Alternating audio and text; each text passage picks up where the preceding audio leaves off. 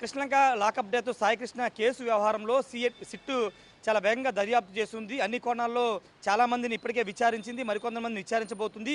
అయితే ఈ కేసులో కృష్ణలంక పోలీస్ స్టేషన్ పక్కనే ఉన్న ఒక ఆర్ఎంపీ వైద్యుడి మీద కొన్ని ఆరోపణలు వస్తున్నాయి. సాయికృష్ణ తల్లే స్వయంగా కొన్ని ఆరోపణలు చేసింది. బిగ్ టీవీతో మాట్లాడుతూ కూడా కొన్ని ఆరోపణలు చేసింది. సాయికృష్ణ కొట్టిన గాయాలతో ఉన్నప్పుడు ఇక్కడ నాకు కనబడుతున్నటువంటి ఈ ఆర్ఎంపీ డాక్టర్ సుబ్బారావు అనే ఆర్ఎంపీ డాక్టర్ వద్దకు ప్రస్తుతానికైతే ఆయన లేరు, అమెరికా వెళ్ళారు ఆయన కుమారుడు వద్దకి.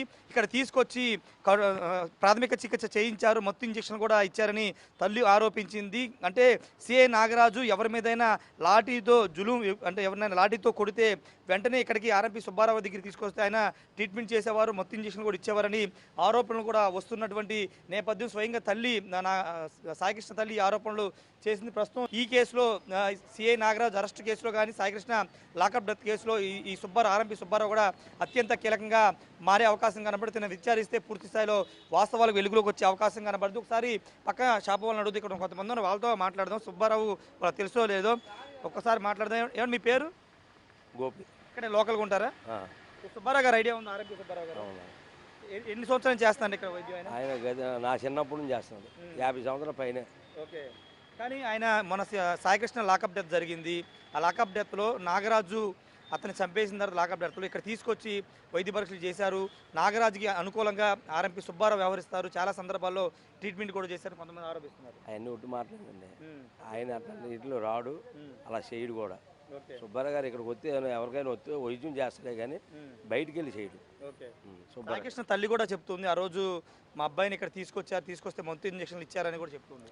ఆయన అంతా ఇది కాదండి, అయితే అయింది చిన్న చిన్నవే చేస్తాడు కానీ పెద్ద ఇది మటుకు చేయడు. సుబ్బారావు గారు అంటే అంత పేరు, మంచి ఆయన. 10 రూపాయలకి చేస్తాడు, 15 రూపాయలకి చేస్తాడు కానీ ఆ రకాలు చేసే మనిషి కాదు. డబ్బులకు ఇదయ్యే కదా. వాళ్ళ కొడుకులు మంచి పొజిషన్లు ఉన్నారు. 6 నెలలు ఇక్కడ ఉంటాడు, 6 నెలలు అమెరికాలో ఉంటాడు. మంచి ఆయన సుబ్బారావు గారు మంచివాడు. సిఐ నాగరాజు నిజంగా రెగ్యులర్గా ఎవరి మీద థర్డ్ డిగ్రీ ప్రయోగించిన, ఎవరినైనా కొట్టిన, లోపల సెల్లో కొట్టినా ఇక్కడ తీసుకొచ్చి నిజంగా ప్రాథమిక చికిత్స చేసేవారా వస్తున్న ఆరోపణ నిజంతో తెలిసే అవకాశం కనబడుతుంది. మరి సిట్టు ఈ విషయంలో ఎలా ముందుకు వెళ్తుందో చూడాల్సిన అవసరం అయితే కనబడుతుంది. మొత్తంగా అయితే ఈ సాయికృష్ణ కేసు వ్యవహారంలో సంబంధం ఉన్న ప్రతి ఒక్కరిని విచారించి లోతైన దర్యాప్తు చేసి వాళ్ళ ద్వారా ఇంకా సమాచారం సేకరించి కేసు పూర్తి స్థాయిలో విచారణ చేయడానికైతే సిట్టు ముందుకు వెళ్తుందని చెప్పాలి. మరి చూడాలి. ఇప్పుడు ఆర్ఎంపీ గురించి మాట్లాడుకున్నాను. ఆర్ఎంపీ మరి ఏ విధంగా రియాక్ట్ అవుతారు? సిట్ అధికారులు సంప్రదించారా? ప్రస్తుతం ఆయన ఫోన్ నెంబరు పనిచేయట్లేదు కాబట్టి మనం కూడా పనిచేయట్లేదు కాబట్టి వేరే నెంబర్ ఏమైనా కాంటాక్ట్లోకి సిట్ అధికారులకు వచ్చాడనేది తెలియాల్సింది. కెమెరా పర్సన్ సురేంద్రతో రాజేష్, బిగ్ టీవీ, విజయవాడ నుండి.